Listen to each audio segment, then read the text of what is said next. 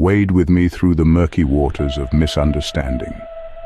In the symphony of life, where miscommunication often plays the loudest notes, there exists a plea for clarity and connection.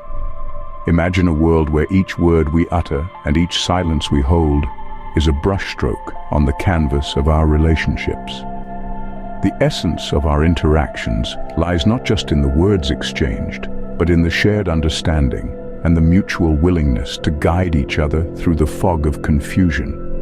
This journey of comprehension is not a solitary trek, but a collaborative voyage.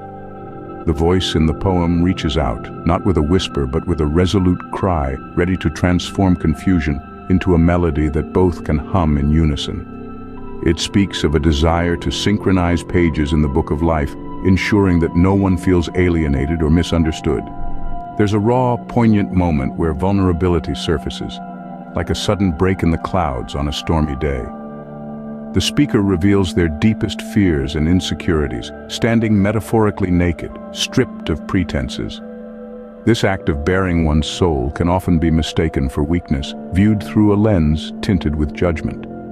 Yet, it is a powerful testament to trust and the strength found in being open. Misinterpretations can cast long shadows, turning even the most well-intentioned actions into specters of malintent.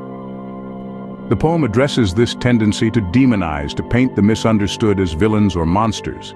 It's a call to recognize that each of us carries both light and darkness, and to remember that often, others see aspects of us more clearly than we see ourselves. The plea extends further, seeking not just understanding, but active participation in the journey of growth. When I ask, put me on game and I'll do the same.